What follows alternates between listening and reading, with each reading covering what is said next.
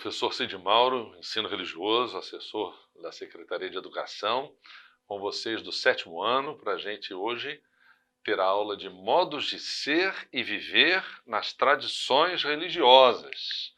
Dê uma olhada aí no seu slide, convivência ética e respeitosa entre as religiões. A gente sabe que um dos objetivos do ensino religioso é exatamente estudar o fenômeno religioso e fazer a gente entender que as religiões são diferentes entre si, mas é necessário que haja uma convivência respeitosa entre elas. A gente tem que aprender a respeitar até quem não tem religião. E quem não tem religião precisa entender o fenômeno religioso, não para que ele um dia queira ter, mas para que ele possa entender como se dá esse relacionamento. Infelizmente, a história fala de muitas brigas terríveis, guerras até, entre religiões. Isso não pode acontecer.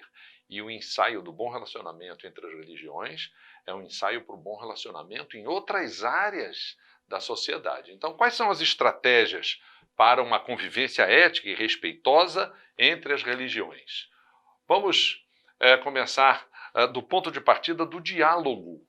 Existe dois tipos de diálogo: o ecumenismo e o diálogo interreligioso. É interessante, na classificação das religiões, quando a gente diz que vai haver um diálogo ecumênico, é porque é um processo de busca por unidade e identidade e não de mistura, pela manutenção da pluralidade, da diversidade, e provém da palavra oikomene, que significa a mesma casa, ecumenismo, significando mundo habitado, casa comum.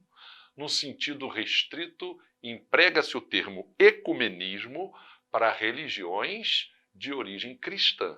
Então, quando a gente fala em ecumenismo, a gente está falando de religiões que acreditam em Deus e acreditam também em Jesus Cristo. Há diversas correntes de cristianismo no mundo e o diálogo ecumênico ele acontece entre religiões cristãs. São diferentes entre si, mas todas elas creem em Deus e creem em Jesus. E o que é diálogo interreligioso? A palavra interreligioso significa entre religiões. Então, há um aprofundamento da diferença aí. Não é? A ideia de que as diferentes religiões do mundo devem evitar a busca pela supremacia de uma sobre a outra, de uma única ou de um grupo de religiões. Ao invés disso, devem dialogar, devem se respeitar mutuamente, procurando evitar conflitos com motivação religiosa. Então, aqui, a gente busca o ser superior. A gente até fala, né, toda religião tem um ser superior. Então, a gente vai ter um diálogo baseado nesse ser superior. Aí não há Jesus como Filho de Deus. Isso é entre religiões cristãs. A gente vai ter Deus, ou, por exemplo, Alá. Entre muçulmanos e cristãos vai ser diálogo interreligioso, porque para o muçulmano, o profeta de Alá é Maomé. E para o cristão, Jesus é o Filho de Deus. Então vai haver uma diferença.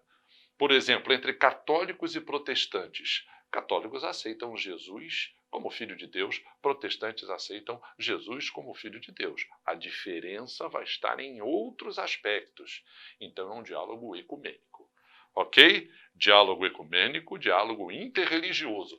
Quais são as etapas do diálogo ecumênico? A gente pode estabelecer umas etapas que a gente precisa cumprir, como se fosse uma escada, né, para a gente praticar o diálogo ecumênico. Ecumenismo espiritual. O que é ecumenismo espiritual? No nível individual. A superação das diferenças a nível individual. Eu vou trabalhar o meu coração para entender que há outros modos de cristianismo. E o ecumenismo institucional é quando as instituições mantêm diálogo. Vou dar um exemplo.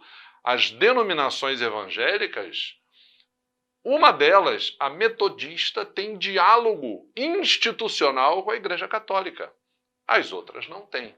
Então, as instituições combinaram de dialogar. É o ecumenismo institucional. E o ecumenismo oficial envolve autoridades eclesiásticas das diversas igrejas. Então, você pode ter uma representação de uma igreja dialogando com uma representação de outra igreja. É claro que pode haver uma conversa individual de um evangélico de qualquer denominação com pessoas de outras religiões. Mas quando há uma representação oficial de uma igreja, isso se reconhece como ecumenismo oficial. Ecumenismo doutrinal, iniciativas de diálogo por causa das semelhanças doutrinárias. As religiões têm diferenças entre si.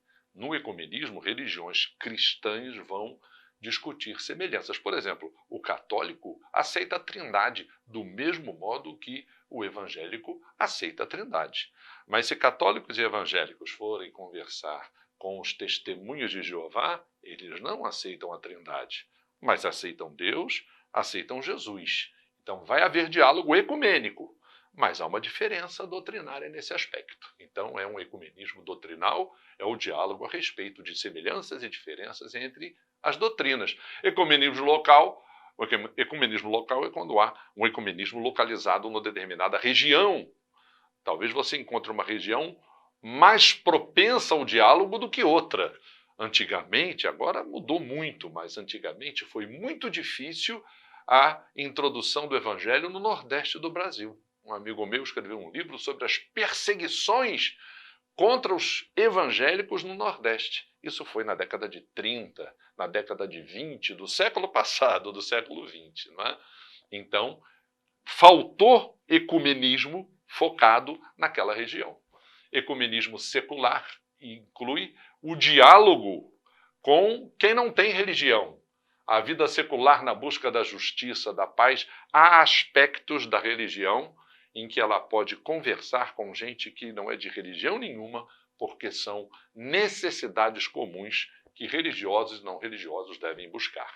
Vamos ver etapas para o diálogo interreligioso? O diálogo interreligioso é entre religiões diferentes.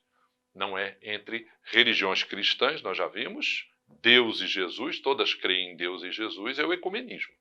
O diálogo interreligioso com religiões que um ser superior existe, e um ser superior, por existir esse ser superior, que o cristão chama Deus, o Islão né, chama Alá, a gente pode haver um diálogo interreligioso. O diálogo e o compromisso interreligioso são necessidades primordiais para que sejam curados os antagonismos. Houve já muita guerra, é muito triste dizer que houve guerra entre religiões, pois o diálogo caminha na direção de eliminar esses antagonismos. Envolve urgentes problemas. Esse antagonismo produziu guerras, violência, devastação ambiental, injustiça social. É triste quando religiões provocam esse tipo de problemas. É incoerente. Não é lógico que religiões provoquem guerras, conflitos, mas já existiu. Então é urgente o diálogo interreligioso. A verdade última está além da compreensão humana. As religiões representam a expressão dessa verdade em diversas formas. As religiões precisam entender isso. O Islã, eles acreditam em Alá, mas eles não podem achar que só eles são donos da verdade. Os cristãos acreditam em Deus. Olha, só nós somos donos da verdade. Quem entender diferente está errado. Isso não pode acontecer. As grandes religiões do mundo, com seus diversos ensinamentos e as suas práticas, constituem em suas diversificadas visões diferentes enfoques de verdades supremas. Então vamos parar e vamos discutir sobre isso, ok? E reivindicações de verdade absoluta por uma dada religião devem ser rejeitadas. E nós já falamos sobre isso aqui, não é? Aquela religião, ela se considera a mais certa. Isso é um erro, porque as outras religiões têm que ser respeitadas e elas têm que ter um entendimento comum, no mesmo nível. As religiões do mundo devem buscar convergência para realidades, para verdades últimas que propagam conceitos humanistas. Fazem isso de forma diferente, mas devem buscar, então, essa convergência para que elas possam andar juntas e confirmar. Há tantas coisas no mundo que precisam ser vistas, como a questão do meio ambiente, a questão da fome, a questão dos conflitos armados, a questão da violência, às vezes violência contra a criança, violência contra a mulher, violência contra o idoso. Todas as religiões podem se unir para combater esses problemas. As religiões do mundo compartilham valores essenciais: amor, compaixão, igualdade, honestidade. A gente pode até dizer que se existe uma religião que não prega o amor, se existe uma religião que não prega a compaixão, que não prega a igualdade, então é melhor não se chamar religião. Então, há certos critérios que até desqualificam uma religião se elas não praticarem aquilo. Então, é necessário esse diálogo. Esse diálogo até aperfeiçoa uma religião. A religião que se propõe ao diálogo, ela se abre para o conhecimento que a outra tem, para a experiência que a outra tem, e nessa troca ela até se torna mais autêntica, até confirma os seus princípios, não é? Todas as pessoas têm liberdade de consciência e o direito de escolher sua própria religião. Ninguém pode ser forçado a ter uma religião, ninguém pode ser forçado a mudar de religião. Se a pessoa quiser não ter religião nenhuma, ela tem esse direito. Ela não pode sofrer discriminação, não pode sofrer intolerância. A gente já conhece até pessoas que, embora digam que são religiosas, elas agem de modo errado. E há pessoas que não têm religião nenhuma e às vezes têm um comportamento ético melhor do que aquele que tem religião. E esse problema não está na religião, esse problema está na pessoa.